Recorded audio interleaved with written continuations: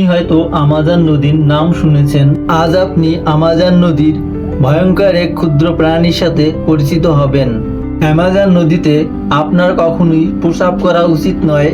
আপনার সবচেয়ে বড় দুঃস্বপ্ন ক্যান্ডিরুর সাথে পরিচিত হন। একটি ছোট স্বচ্ছ পরজীবী মাছ যা গোলা জলে প্রায় অদৃশ্য।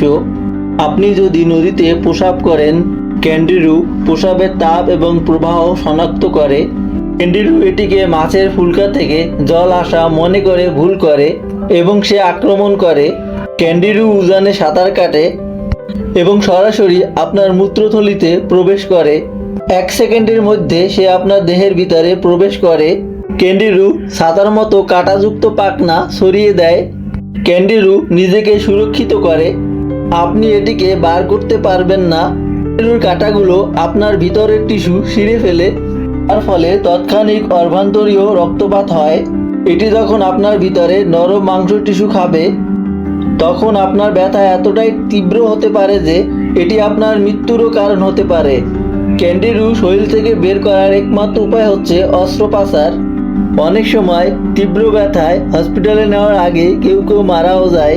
এই সমস্যা শুধু পুরুষদের নয়, এই সমস্যা মহিলাদেরও হতে পারে। তাই আপনি যদি কখনো আমাজন নদী ভ্রমণে যান, কখনো ভুলেও আমাজন নদীতে প্রস্রাব করবেন না। এমন গুরুত্বপূর্ণ ভিডিও পেতে চ্যানেলটি সাবস্ক্রাইব করে পাশেই থাকবেন। সবাইকে ধন্যবাদ।